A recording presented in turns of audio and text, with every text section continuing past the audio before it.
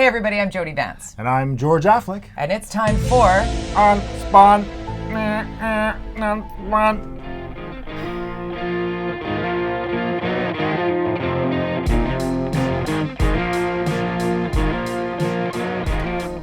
That's my homage. My homage to the Green Party and all the Earthlings. I'm speaking to the Earthlings of Earth. You got from Mars. Put the framing around that. Elizabeth May. The big week of all the parties. The big campaign. The writ dropped. Yeah. The Green Party was one of the her speech, and she was talking about the environment, and she said, it's about the environment for us, and it's not just about Canada or BC. It's about all people on Earth, all Earthlings. And I said, I don't think other leaders would say this. No, I don't think other leaders would say Earthlings. But we know what she was trying to say. My 11-year-old son might say it. But or some fan of Star Trek. That clip would get picked up, X-Files. though. Is it genius or is it not? I think it's weird. I think it's weird. I just think it's weird. Do you know what I think is weird? Dropping the writ on September 11th. Oh. Why not the day before? Why not the day after? It's not like the election date was changing. I personally, this is just for me, and I put it out there on Twitter, and I got a bunch of people pushing back, some who I very much respect and like their opinions to come, and they were not, it wasn't responded to with vitriol of any kind. It's just people going, no, well, maybe we're celebrating the democracy and da-da-da. And I was like, you know what, great. I was expecting him to say that exact words, and he didn't. But here's why I don't like it, and it's not about it should be some national holiday, because it shouldn't be, but I don't subscribe to U.S. major cable networks, and usually on September 11th, I can sit down with my son, and we can, as he grows, I can explain to him, because he was not alive then, what happened, why that bell rings for every victim, why families stand up at the memorial, and none of that was covered on the network, that our national network, CBC, which I usually would have found. Yeah, that, but, I mean, I'm just putting that out there. I know, but I always think, oh my God, like, okay, obviously terrible, and I remember where I was and all that stuff, and of course. It's up there with, I wasn't there for the Kennedy thing, but it's like these things that were important. But generally, we celebrate or honor or do whatever on specific, like the 20th, the 5th, the 25th, the 30th. I mean, it's the 18th. I mean, no, it's like, and I think Trudeau acknowledged it enough to sort of provide context and say, and I think campaigns have strategies. They have, every day counts. Here's for the guy who says that he's tired of us agreeing all the time.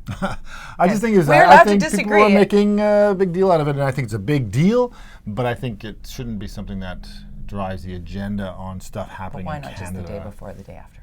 Well, I don't know. Why not? I think it's a global, we can all acknowledge that day significantly changed humanity. Yeah, more so than... I don't remember there being a lot of reporting last year on the 17th. I mean, I remember the 15th was a big deal. The 17th? I don't understand. The year that the anniversary of these things. Oh, always September 11th. Always, as it should be, because I think it became a big deal because he announced it. Therefore, September 11th became a bigger deal this year because he was doing the election call. I don't feel like that at all. All right, well, I don't. I disagree with you. Yay! Okay, so for our fans on Twitter who say we never. We were going to write down that guy's name or gal. I don't know. Is it a guy? Who doesn't like my beginnings, my intros? We're keeping those too. Deeply hurt by that, but at least he's listening. Yeah. And watching. All of them. And we do appreciate that when you're watching UnSpun podcast, wherever you get your podcasts. Spotify, if you don't want to look at our mugs. You can go to YouTube if you want to actually watch the video and every now and then comment on my crappy hairdo. Today I did the curls. Did people comment on that? Well, you did, Heidi. That was... I didn't say it was a bad thing. No, I know. I don't. Believe me. Some people are into Heidi. Bigger. Weird. On that note, let's talk about the issues in the federal election now that the writ has dropped. October 21st is the day that everybody's going to vote, and you find a way to vote, man, woman, 18-year-old. But we know the data. We've talked about this before. The data that people show up to vote is based on the exact same age they are. So 20 to 30-year-olds, 20 to 30% show up. 30 to 50-year-olds, 30 to 50%. 50 to 70-year-olds, 50 to 70%. If that changes, that's a miracle, because that's historically, for the longest period of time, has been the data that shows up to vote. Now, you've obviously worked in politics, municipal politics, for a long time. You own Curve Communications with your lovely wife, Amanda Bates. You know a lot about campaigning, structure around campaigning and the issues that are put forward and how they're put forward. Yes. And you said one of the big ways to campaign is fear-based. Yes, fear and anger. Negativity. And negativity. Works So quite in well. one day, on September the 11th, when the writ dropped and everybody started talking, what did you see in terms of the message from the Liberals, the message from the Conservatives, and the message from the NDP? The who? Yeah, I know. The what? I think that the key messages that the Liberals and the Conservatives are pushing, besides the SNC-Lavalin thing that the Conservatives is their secondary messaging, is affordability. But it's from a different perspective. So for the Liberals and Conservatives, the Conservatives, it's affordability through proper fiscal prudence and conservativeness and not spending as much money and smaller government, bigger libertarian business, kind of approach. Whereas Liberals, it's about giving back and that middle class, and we're going to move money around and give you more money, and these guys are going to take. And so, but for the Green Party, it's all about the environment. And I don't. Of course, that's the only thing they have, because they certainly don't have any fiscal history besides what I've seen in Vancouver and now in Victoria, which isn't particularly good fiscal management. People, just so for those people like my mom who voted Green a couple of times, and she was a conservative, and she said, "Well, the Green Party, they care about the environment, but I know that they're also fiscally conservative." And I'm like, where do you get that from? Where? Like, where's the proof? Where has the Green Party ever governed? And now I have two examples, Vancouver and Victoria, where I see only very, very left-wing kind of approach to spending money and supportive of. So we'll spend it first and find out how to. Well, certainly that's what she's One saying. I mean, later. the Green Party nationally are saying we're going to find 1 million jobs through green infrastructure. I'm going, well, okay, and there's no specifics. I mean, where, how? I mean, by destroying the oil and gas industry, which is what they want to do, they say they're going to have this magical new world of industry that they're going to create more jobs. But they don't say how they're going to do it. There's no transition plan in there. It's chaos. And that's the part that people Brexit. Like, what's, you want a chaos? Don't get me started. I don't want to get you started on that. But you see, when you change government or do something significant, it has huge impact. But do you think that the youth vote? Because I've got a couple of family members or nieces, nephews, what have you, who are not at all engaged in politics and only will sort of live in their silo of, I need to save the environment. My vote is only a green vote. And they're, maybe second-year university, so... That's why political parties, if they're smart, focus on the most people voting. And as I mentioned earlier, 50 to 70 30-year-olds don't vote, 20-30%. Let's go for the 50 to 70%. Might that change this year? Because didn't that change a bit with the federal Liberals winning a majority in the last election? Was that pot was on the table. All of a sudden, a bunch of people who never voted before were like, legalize pot? I'm in. Where do I sign? I think there was a little bit of that. There was a change election, right? So the difference with this election, it's not a change. Well, it can be a change election, I suppose. Maybe it is. I mean, they're all talking, but both two parties talk about moving forward. Which is actually, there's three campaigns: change within, or moving forward. Status quo. Let's keep going. It's interesting that the Conservatives are saying, and everybody wants. Conservatives are saying, let's bring us back to move what we did before, which was so great. And then the Liberals are saying, hey, just cut us some slack. Let's keep moving forward with our plan. We had to fix what was there before, and now we're into it. It's only 4 years. Give us another 4 years to really show you what we can do. So, and then you've got the Green Party's line, which is not left, not right. Moving forward, I think it's actually another one, isn't it? Can I ask you the multi-billion-dollar question? Yes. Is a vote for the Green Party actually a vote for the Conservative Party if you were a Liberal voter and you say, okay, actually I'm going to go farther left? Because the NDP kind of is not a major player in... I think it really depends on the region or area. So, for example, Vancouver Island, you're seeing the Green Party really go. You're going to get some green seats. Going to get some greens. You're going to lose some NDP because it's all NDP over there for the most part. Then you've got this area in Vancouver where you have Tamara Taggart, who's Liberal, going after NDP, and she might win because the Green might take away some of the NDP vote in that riding. And so she might slip up. She's 4,000 votes is all she needs compared to last election. I think she's got a lot of money behind her, a lot of senior strategists and name working recognition. In there. Trudeau launched his campaign there. These are important factors in and then you've got Kamloops, which is more because there's no NDP person running now. So Terry Lake could win that one with no competition on center left. He's going up against an incumbent Conservative, so you might lose a Conservative there. Then you've got Quebec, where NDP are like going to be destroyed, but the Green Party, can they get inroads there? They might get inroads in the Atlantic Canada, but not in Quebec. I don't see it. I think they're going to go Liberals because they're going SNC-Lavalin. Thank you very much, Trudeau. Saved our jobs. You care about Quebec. So that's why federal Liberal leader Justin Trudeau launched his campaign in Vancouver Kingsway, where he perhaps in years past or would have focused more on his home riding. Oh, he'll be spending most of his time in Quebec. Because he'll launch here, but he'll be in Quebec But he calls a lot. it home here. I find that. Yeah. I find that. He lived here for a long time. He did. He snowboards better than most people I know who grew up here, including me. I can't snowboard. Yeah. It's painful. Give me 2 skis. But so I think that's strategic, and I think that there's those couple of ridings that he could scoop. I don't think he's going to. I think the polling is showing that he's probably going to keep most of the seats in BC and maybe gain a couple. Do you think people are a little bit afraid that the political pendulum can swing all the way back to the conservative? Because we've got a lot of conservative provincial governments across the country, right? Well, certainly, yeah, all across central Canada is all conservative, and PEI is conservative, isn't it? I think. I forget, or to go Liberal. I forget now. I think it's conservative. I can't remember. And then yeah, but so I think there's a lot of. I think. Well, I've called this since we started talking about this. It's going to be another Liberal majority. 36 episodes ago, George. Do you think it's going to be a Liberal majority? I still think so. Yeah. George Affleck calling it right now, right here on UnSpun podcast. I love that. The man is probably going, ugh, he does this every day. He's always wrong. October 21st is election day for Canadians, and we need to remember that because we get all mixed into U.S. politics and we start getting distracted.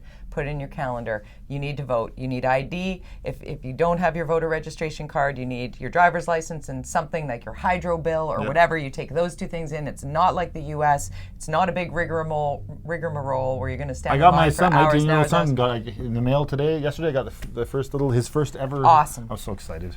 That gives me goosebumps. Such a nerd. I dig that. I know we can nerd out together. Yeah. Okay, total change of topic and switching gears. Last weekend, I was up in the Okanagan with my boy, just the 2 of us. We decided road trip, let's go. It's kind of detaching myself from, I didn't turn on a TV other than to watch the U.S. Open final, women's final, Very which exciting. we'll get to that. But before that happened, I went on Twitter and it was the fact that I had, 70 tweets about a Vancouver Sun opinion editorial piece, an op-ed piece. An opinion that I read, piece got a lot of opinions. But when I read it, I thought it was parody. Oh, wow. Because I was like, this didn't See, make it through. I was less shocked than you were about. Really? The tone, like there was no anything to it. It was like there was no. It's not much different than Middle of it. kind of things Douglas Todd's been saying there. I don't know. I think that it was absolutely aggressive and you and I were going back and forth while talking. When it happened, I sent it to you right away. Imagine if he'd put the words "what if" in there. Imagine a world kind of approach, as opposed to making it look like he was recommending this. I think that's where really people got instructor got crazy. at was it Mount Royal in Calgary? Calgary, yep. But he's an instructor. First, he was labeled a professor, which was then corrected. Whatever. But coming from an educated byline, you would think that the stats would line up, and then a little deeper dive showed that some of the statistics he was throwing down were. Yeah. I just found it. It's not the first time an op-ed has been full of bullshit. I mean, these are the points of op-eds sometimes. They are meant to be provocative. And 100% this op-ed, even though Harold Monroe, the managing editor of the Vancouver Sun, has been, he's apologized and he had a big meeting of his staff and they've said this was terrible, we're going to have to change our way of doing things.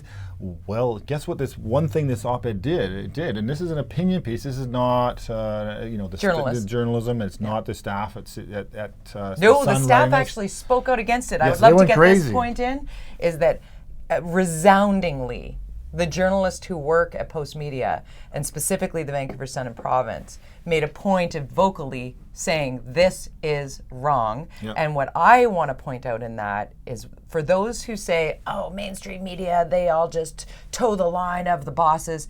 No, they don't. No, we don't. I don't know any journalists that do that. Exactly. But so many people are like, yeah, you're part of the problem. It's like, no. You have a look at how many from the super ultra seasoned, you know their names and have read them for decades, to the absolute new contributing journalists of those newspapers. And this is an example for me of how great it is that in Canada you can have a voice like that. And also, I think the problem in how this particular op-ed made it into the newspaper, because it doesn't align with the conduct and standards, which is what Harold Monroe said.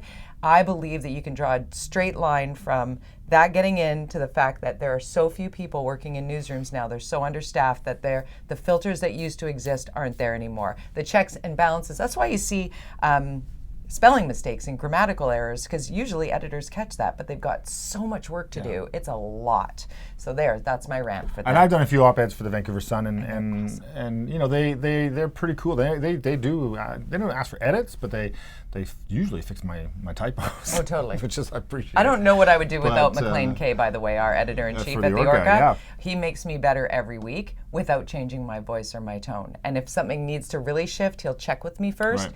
And that's the respect piece, as we've said so many times on here. When I was asked to come on board with the Orca before it launched, I said, I don't know why you'd want me a part of this. He's like, no, well, we want you to be you. I said, well, you can't tell me what to write.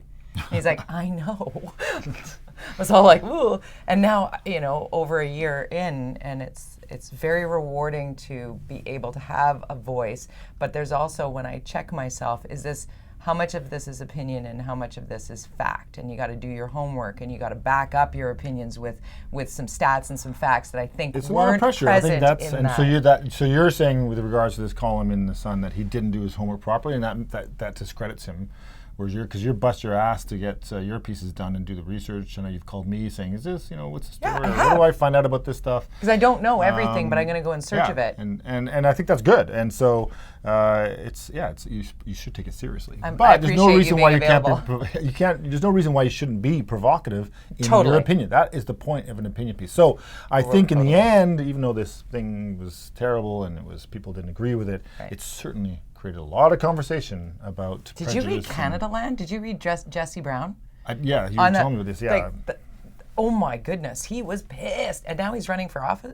He's running for the Green Party. I think he said in the West End in downtown against Hetty Fry. I think I got an email. He got my email somehow. I'm not sure how, because I don't think I've ever given my email to him. But we put the fact you're at Curve Communications. Did he send it to that email? No, I can't remember. Because that's also at the footnote of your columns in the Daily Hive as well. Yes, but I'm pretty sure you can think I'm not going to vote. George_Affleck on Twitter.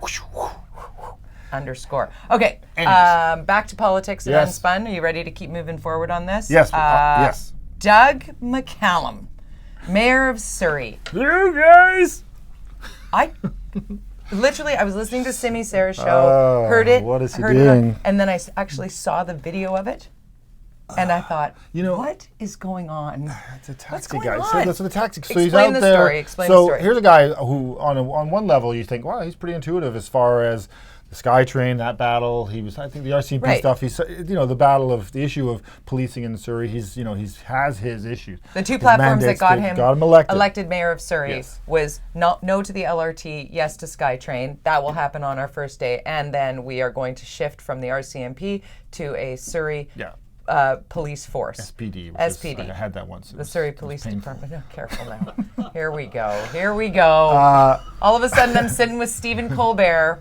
I love it though. But the third, so the third thing is now an issue that we thought we put to bed, which is taxi drivers and Lyft and Uber. And he's saying, I'm not going to let Uber and Lyft into my town. And he said he will not give them business licenses. First of all, he has no control over that. It's the authority has control over licensing for taxis and Uber and Lyft. And so, what are you doing? This is the thing that we're like, okay, because everybody always was thinking that politicians were in bed with the taxi drivers. That's why they were where they were, and they were only getting elected because of this.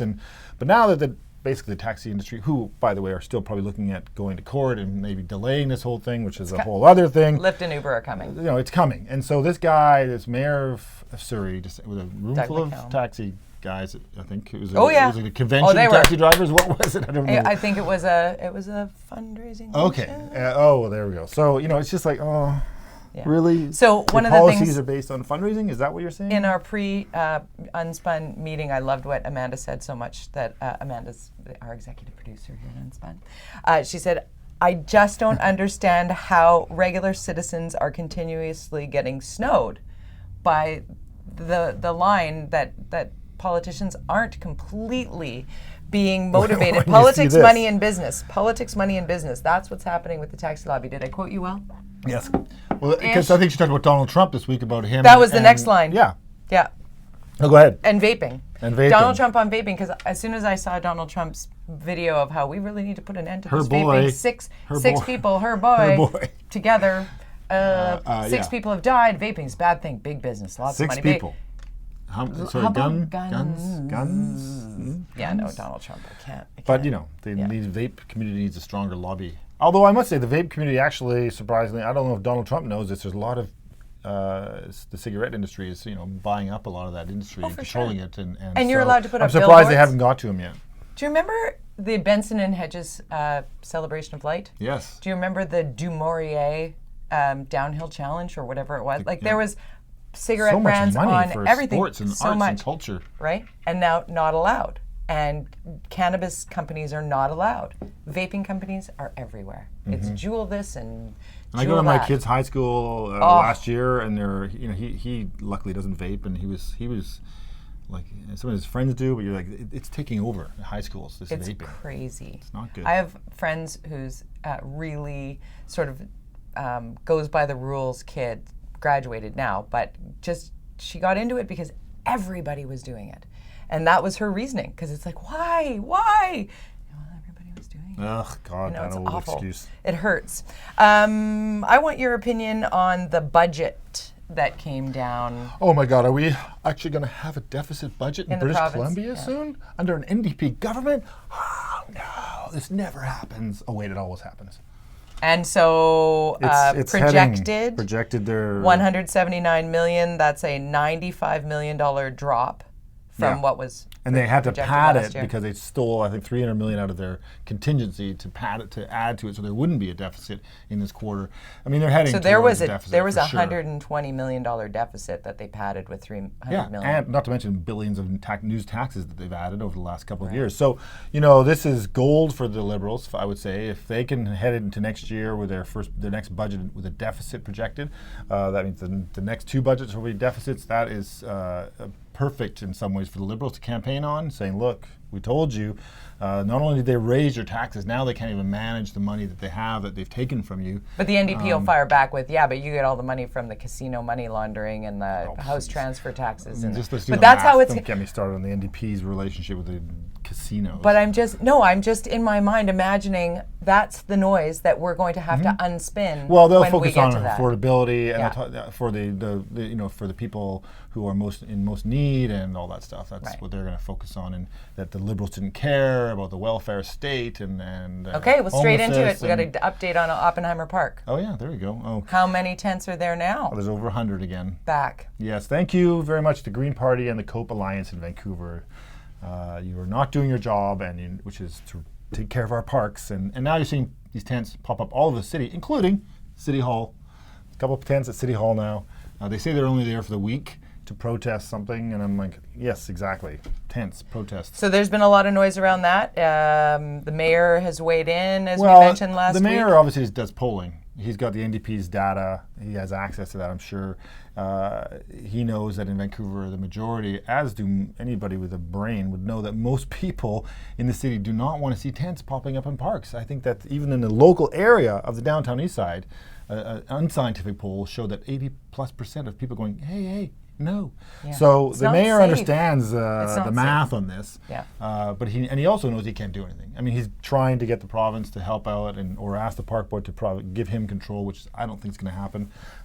So he can say whatever he wants. What's going to happen? Meanwhile, we talked about this last week about Hastings and hey, Mr. Mayor, go deal with your problems that you actually do have control over. So he gets the What's going to happen with these tents? Prediction time.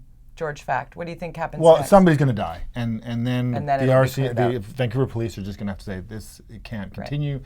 We have to move in. The provincial government has the ability to take it over and move in on this issue. And the people behind the scenes at the NDP are all the same people that were behind the scenes for the Vision Vancouver when I was there as a non-Envision person. But Vision Vancouver always supported injunctions. They were sometimes a bit slow at it, but they always supported it. And John Cooper wants that. John Cooper and Tricia Tricia Barker from Park Board. Yep. But they only hold 2 seats. So right. And the others are like, we. But I think council, if you were to have a vote at council, the majority would go in support of the current council. The makeup would have a majority in favor of an injunction, I think. Okay, so downtown East Side kind of leads me into my column this week. Amazing. Thanks. You raised how much? $4,400. $4,400. We fed 1,400 people. We're continuing to feed 1,400 people. This is a really cool endeavor. If you feel like I felt and we've discussed, you felt, what can I do to help with the problem of the downtown East Side? There are people living in poverty. They're going hungry not right just showing up on now. Christmas Day to do a food To lineup. How do I help photo on op a it. regular basis? As Mark Brand puts it, you're helping me push this boulder. And I have so much gratitude for the people that stepped up. For the last couple of months, we've been putting out on social media and a link to donate. Basically, Plenty of Plates is, we take over the restaurant. You can take over the restaurant. You need a minimum of 10 people, maximum of 15. Each of you raises $250. That pays for food. You take over the restaurant with other people there that are helping you man the door and do the things. Yep. But you prep the food, cook the food, serve the food, and clean up after.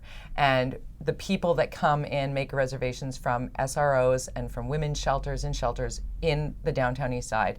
And I cannot tell you the value of having eye contact and interaction with people who are so marginalized. They are so used to everybody just looking right by them, and when you're putting that bowl of homemade soup down in front of them, or here's your chicken cacciatore with polenta lovingly made by my friend Anna Maria and Sam in the back. Sounds delicious. It was really exceptional. And one of the things that Ash McLeod, who works with Mark Brand down there, and I know I'm going on about it, you get more from my column, but one of the things— link to the website to go check it out. Exactly. But it's one thing for your big company to throw down a check for 10 grand on behalf of the company. That helps. That's important. That's amazing. But to actually experience it, it is not team building like, let's all go to the ball game. Nothing wrong with the ball game. This is team building like, I need to help you. And people were looking at each other going, what do I do? I'm like, I don't know. This is my first rodeo too. Luckily, I had a couple ringers and chefs in my family who joined us. Yes. But it was so gratifying. And on the other side of it, in my mailbox this morning after coming back from the dog walk, I had an envelope in my home mailbox, unsigned. Oh, that was that tweet. I saw that tweet. That had two $10 bills and said, I hope it's not too late to help donate on your behalf. And I thought, I love this. Yeah. And you can do it. They want to do Plenty of Plates twice a week. So Plenty of Plates. Plenty of Plates. No, it's a Better Life. Oh, okay. A betterlifefoundation.ca. Better Life. That's in my. Go to the Orca. Hit my column, the middle. But a Better Life Foundation. The hashtag is Being Hungry Sucks. And the people at Save on Meats and Mark Brand Inc. and Better Life Foundation are making huge strides in the effort to help people right now. Like, you hear stories of people not taking their medication because you got to take it with food and they only eat every other day. Brutal. Like, come on. So that's my middle. Well, have a read. On behalf of Vancouverites. And to the 17 people that joined us, we had 3 kids and the kids rocked it. We thought maybe they'd be sitting on the sidelines just watching it happen. No. You're helping the Earthlings. Helping the Earthlings. Way to bring it around, George. And maybe we'll do it with daylight saving time. Daylight saving time. Maybe. Yes. No. Do you want it? I want it. 223,000. I don't want to switch. I don't want to switch. Keep you want it to the way it stick is. with the way it is. You're okay with dark in the morning and lighter in the evening. It's dark anyway, so who knows? Our viewers are going to hate this, but I totally agree with you. That's it for UnSpun. Bye.